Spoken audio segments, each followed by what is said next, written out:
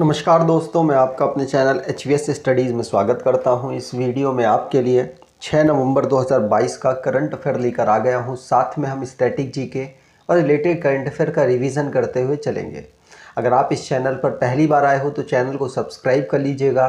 Video अच्छी लगे तो वीडियो लाइक करके ज़रूर जाइएगा।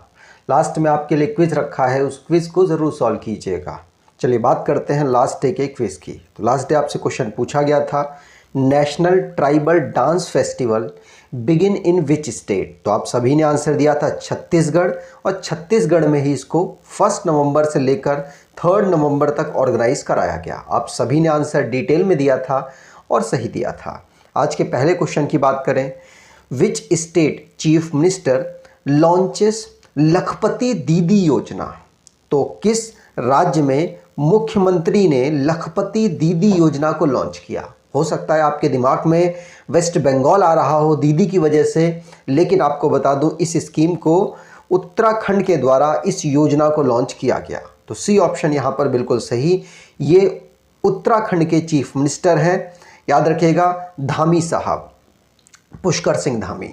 तो उत्तराखंड के चीफ मिनिस्टर पुष्कर सिंह धामी ने लखपति दीदी योजना को लॉन्च किया है, जिसमें इन्होंने औरतों पर सर्वे किया और कोशिश की जाएगी कि जितनी औरतें अभी लखपति हैं सेल्फ खुद से, आपको बता दूं 2025 तक इनका टारगेट है कि खुद से महिलाओं को 1.25 लाख महिलाओं को और लखपति बनाया जा सके। उनके अलग अलग मतलब उनकी जो स्किल्स हैं उनके ऊपर काम करके और उनको काम प्रोवाइड करा के। तो याद रखिएगा उत्तराखंड की जो रूरल वुमेन्स हैं उनके लिए जो ये लखपति दीदी योजना है इसको लॉन्च किया गया उत्तराखंड के द्वारा, जिससे कि उनको लखपति बनाया जा सके 2025 तक। अभी जितनी है उनसे और एक्स्ट्रा 1.25 महिलाओं पर इस योजना को इम्प्लीमेंट किया जाएगा।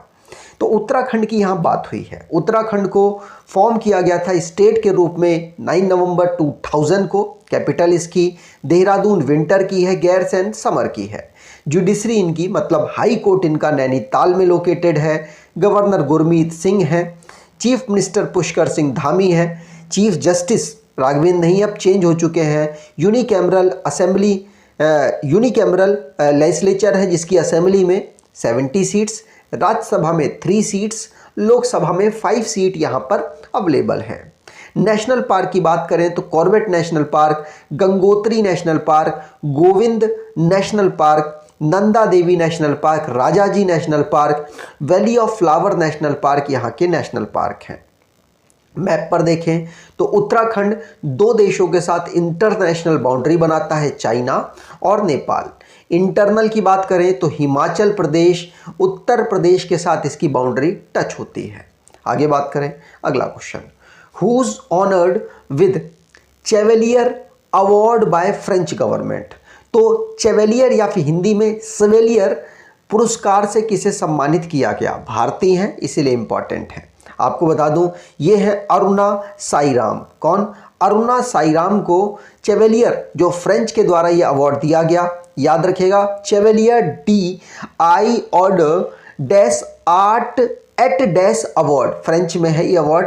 याद रखिएगा फ्रांस से इनको ये अवार्ड मिला है। ये है कौन? तो आपको बता दूं ये कंपोजर हैं, ह्यूमैनिटी के लिए काम करती हैं। तो याद रखिएगा ये समाज सेविका आप कह सकते हैं, लोगों की जो दबी हुई आवाज़ है उसको उठाने का काम करती हैं। तो फ्रेंच गवर्नमेंट ने इनको highest honour Chevalier de l' ordre des arts et des award से सम्मानित किया है। याद रखेंगे, पूछा जा सकता है। ये तमिलनाडु की गवर्नमेंट से इनको कालामैया अवार्ड भी मिल चुका है और कालिदास सम्मान अवार्ड भी इनको मध्य प्रदेश की सरकार के द्वारा मिल चुका है। याद रखेंगे, पूछा जा सकता है। आगे बात करें तो अभी रिसेंटली में जो अवार्ड से रिलेटेड क्वेश्चंस बने हैं उनको रिवाइज कर लेते हैं। जैसे कि पहला क्वेश्चन है वो पढ़ लिया। दूसरा, पुनीत राजकुमार जिनको कर्नाटका रत्न पुरस्कार से सम्मानित किया गया मरने के पश्चात, मतलब इनकी लास्ट ईयर हार्ट अटैक से मृत्यु हो गई थी। RRR फिल्म है जिसको इंटरनेशनल फिल्म में सैटर्न अवार्ड से सम्मानित किया गया। श्रीलंका के ऑथर हैं साहेन करुणातिलका, जिनको ब्रिटेन बुकर प्राइज से सम्मानित किया गया 2022 के।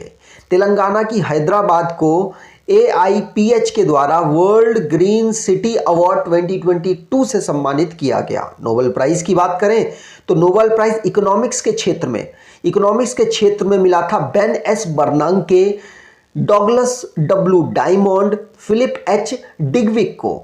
अब आपको बता दूं, इकोनॉमिक्स की फील्ड में इन तीनों को बैंकिंग सुविधा को बेहतर, जब क्राइसिस आते हैं तो उस टाइम पर सरकार क्या क्या फैसले ले सकती है जिससे बैंकों को डूबने से बचाया जा सके, उसके लिए इन्होंने रिसर्च की थी।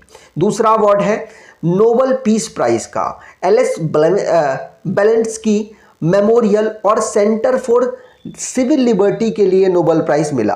बेलेंस्की की बात करें तो एलन बेलेंस्की है, ये बेलारूस से बिलोंग करते हैं। मेमोरियल रशिया से बिलोंग करती एक संस्था है और Centre for Civil Liberty Ukraine से। शांति के लिए इन्होंने काम किया अपने अपने देशों में। फ्रेंच ऑथर हैं एनी एर्नॉक्स, जिनको 2022 का नोबेल प्राइज लिटरेचर के लिए दिया गया। नोबेल प्राइज 2022 में कैरोलिन बर्टोजी, किसके लिए? केमिस्ट्री के लिए। कैरोलिन बर्टोजी, मॉर्टेल मेल्डल और बैरी साप्लेस को मिला है। किसके लिए? क्लिक केमिस्ट्री और बायो ऑर्थोगोनल केमिस्ट्री में रिसर्च के लिए तीनों लोगों को यह अवार्ड मिला है। नोबेल प्राइज फिजिक्स की बात करें तो Elon ASPEX, John F closure और एंटोन ज़िलिंजर को अवार्ड मिला है। याद रखिएगा, फिजिक्स के क्षेत्र में। अगर मेडिसिन के क्षेत्र की बात कर लें तो मेडिसिन के क्षेत्र में पावो संतो को अवार्ड मिला है। याद रखिएगा, स्वीडन के वो वैज्ञानिक हैं जिन्होंने हमारे जो होमनीज हैं उनके ऊपर रिसर्च की है। ठीक है, चलिए आगे बात करें। और हाँ, इन्होंने फिजिक्स में क्वांटम फिजिक्स में स्टडी की थी, उस पर इनको अवार्ड मिला है। अगर आप करंट अफेयर को और बेहतर करना चाहते हैं तो करंट अफेयर की ई बुक परचेज कर सकते हैं, जिसमें जुलाई तक का करंट अफेयर आपको कवर किया गया है और आने वाले जो मंथ हैं, उन जो इससे बचे हुए मंथ हैं, उनके लिए ई बुक ऑलमोस्ट तैयार हो गई है। आपको कुछ दिनों में वो प्रोवाइड हो जाएगी। आगे बात करें, अगला question, which country has launched the world longest passenger train as of November 2022? November 2022 तक लॉन्गेस्ट पैसेंजर ट्रेन की बात की जा रही है। वैसे भारत में जो फ्रेट ट्रेन है, जो माल को ढोती है एक जगह से दूसरी जगह, वो 3.5 किलोमीटर की बनाई जा चुकी है, वासुकी जिसका नाम है। आपको बता दूं, ये है लॉन्गेस्ट पैसेंजर ट्रेन जिसमें पैसेंजर्स बैठ कर जाएंगे। और आपको बताऊं, ये स्विट्जरलैंड ने अभी रिसेंटली में इसे लॉन्च किया है, मतलब ये वहां चलने लग गई है। यहां पर आप देख सकते हैं लॉन्गेस्ट है, ये 1.5 किलोमीटर से ज़्यादा, मतलब अप्रॉक्सीमेटली 2 किलोमीटर के आसपास की ये ट्रेन है, इसकी मेजरमेंट। और इसमें 100 कोचेस हैं जिसमें 4550 सीट्स लगाई गई हैं। स्विट्जरलैंड के द्वारा इसको लॉन्च किया गया। दुनिया की सबसे लॉन्गेस्ट पैसेंजर ट्रेन है, याद रखिएगा, पूछा जा सकता है। रेंटियन रेलवे के द्वारा, स्विस ट्रांसपोर्ट कंपनी है जिसके द्वारा इसको डेवलप किया गया है। ठीक, चलिए आगे बात करें। अब रिसेंटली में जो इंटरनेशनली करंट अफेयर बना है उसको रिवाइज कर लेते हैं। पहला क्वेश्चन पढ़ लिया।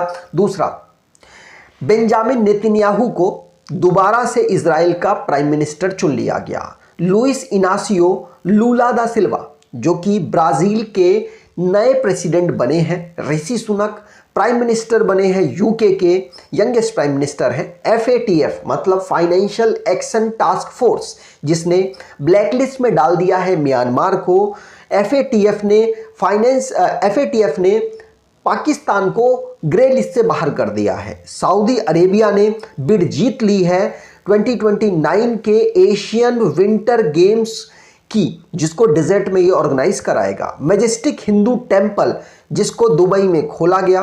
कजाकिस्तान, जिसने अपने कैपिटल को नूर सुल्तान से दोबारा अस्ताना कर दिया है। 2019 में इसने नूर सुल्तान किया था।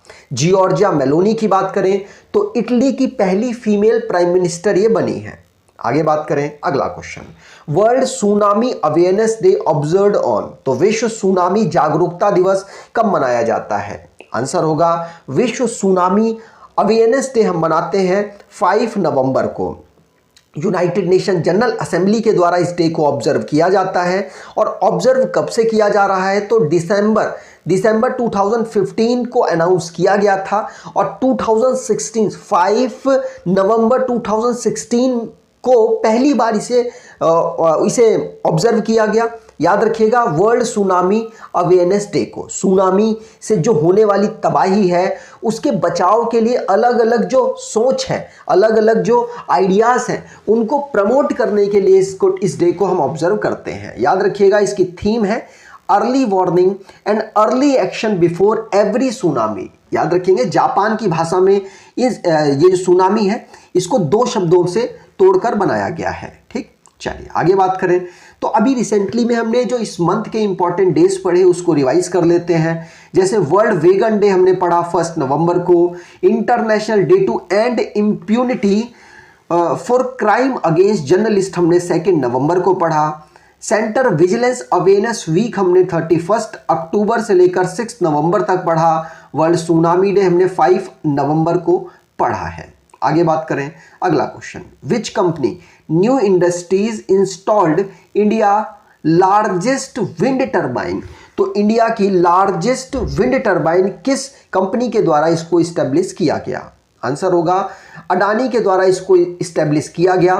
ध्यान रखेंगे, इतनी लार्जेस्ट है कि ये जो सोलर, ये जो टर्बाइन है, ये जो विंड टर्बाइन है, इसकी बात करें तो ये स्टैचू ऑफ यूनिटी है जो कि 182 मीटर लॉन्ग है, मतलब हाइट है उसकी, उससे भी ये लंबा है। ध्यान रखिएगा, अडानी के द्वारा विंड टर्बाइन को डेवलप किया गया और इंडिया के लार्जेस्ट विंड टर्बाइन है। ध्यान रखिए, कहाँ किया? तो गुजरात में इसको किया है, गुजरात के मुंद्रा में इसको डेवलप किया गया। आगे बात करें तो रिसेंटली में स्टेट से रिलेटेड क्वेश्चन जो बने हैं उनको रिवाइज करते हैं। जैसे रायपुर छत्तीसगढ़ में नेशनल ट्राइबल डांस फेस्टिवल को हमने ऑर्गेनाइज करवाया। कब? फर्स्ट से लेकर 3 नवंबर तक। ओडिशा के नवीन पटनायक जो चीफ मिनिस्टर हैं वहाँ के, जिन्होंने 16 चाइल्ड फ्रेंडली पुलिस स्टेशन को लॉन्च किया है। योगी आदित्यनाथ ने नॉर्थ इंडिया की पहली डेटा सेंटर को ग्रेटर नोएडा में इनॉग्रेट किया। केरला के टूरिज्म डिपार्टमेंट ने वुमेन फ्रेंडली टूरिज्म प्रोजेक्ट को लॉन्च किया। सेंटर ने तराई एलिफेंट रिजर्व को उत्तर प्रदेश के लिए लॉन्च किया है। ओडिशा की चीफ मिनिस्टर नवीन पटनायक ने सफल कॉमन क्रेडिट पोर्टल को फार्मर्स के लिए लॉन्च किया। कर्नाटका की कैबिनेट ने रिजर्वेशन SC और ST का इंक्रीज कर दिया है। तेलंगाना की हैदराबादी हलीम है जो कि मोस्ट पॉपुलर GI का अवार्ड इसको मिला है। पंजाब की गवर्नमेंट जिसने ओल्ड पेंशन स्कीम को एम्प्लॉयज़ के लिए दोबारा से वापस लेकर आ गए हैं। गवर्नमेंट ऑफ इंडिया ने first suspension bridge Krishna river पर अप्रूव किया। आगे बात करें, अगला question, which is the most powerful rocket ever launched from the earth as of November 2022। November 2022 तक पृथ्वी से लॉन्च किया गया अब तक का सबसे शक्तिशाली रॉकेट कौन सा था? आंसर होगा ये था फाल्कन हैवी। कौन था? फाल्कन हैवी इसका नाम था। बी ऑप्शन यहां पर बिल्कुल सही होगा। जिसको लॉन्च किसने किया? स्पेस एक्स के द्वारा फाल्कन हैवी रॉकेट को लॉन्च किया गया। US मिलिट्री सैटेलाइट है, ध्यान रखेंगे।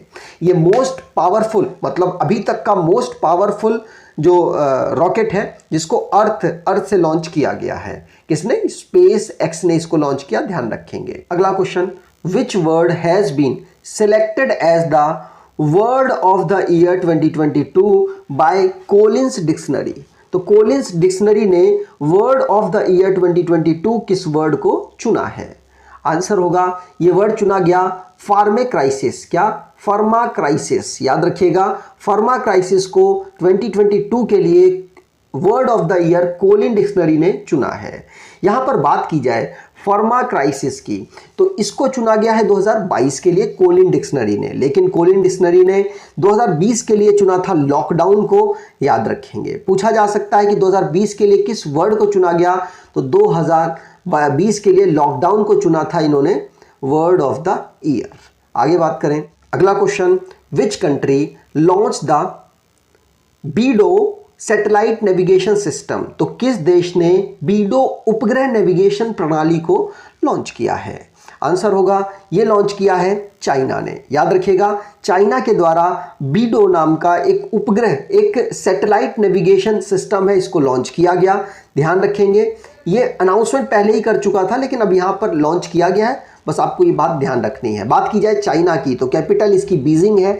और आपको बता दूं, शी जिनपिंग पहले ऐसे पर्सन हैं जो कि 3 बार चुने गए हैं लीडर अपनी पार्टी के, और अब ये प्रेसिडेंट तो रहेंगे ही रहेंगे, है ना। भारत और इसकी जो सीमा है वो मैकमोहन रेखा के माध्यम से अलग होती है। आगे बात करें, अगला question, who inaugurates 6th edition of Ganga Utsav in new Delhi. तो नई दिल्ली में गंगा उत्सव के 6ठे संस्करण का उद्घाटन किसने किया? तो 6th जो संस्करण है, 6th एडिशन है गंगा उत्सव का, नई दिल्ली में ऑर्गेनाइज किया किसने? जी किशन रेड्डी साहब ने। ये हमारे इस समय पर कल्चर के मिनिस्टर हैं, यूनियन मिनिस्टर हैं, याद रखिएगा, कल्चर एंड टूरिज्म के, जी किशन रेड्डी साहब। इनके द्वारा 4 नवंबर को इसे लॉन्च किया गया। ध्यान रखेंगे, पूछा जा सकता है। आगे बात करें आज के क्विज की, तो who has been elected as the prime minister of Israel. तो इजराइल के नए प्राइम मिनिस्टर कौन चुने गए हैं? कमेंट बॉक्स में डिटेल में आंसर दीजिएगा। अगर आपको ये वीडियो अच्छी लगी है तो आपसे अनुरोध करूंगा कि वीडियो को लाइक कर दीजिएगा, चैनल को सब्सक्राइब कर लीजिएगा और एटलीस्ट अपने कुछ दोस्तों तक वीडियो को शेयर जरूर कीजिएगा। धन्यवाद।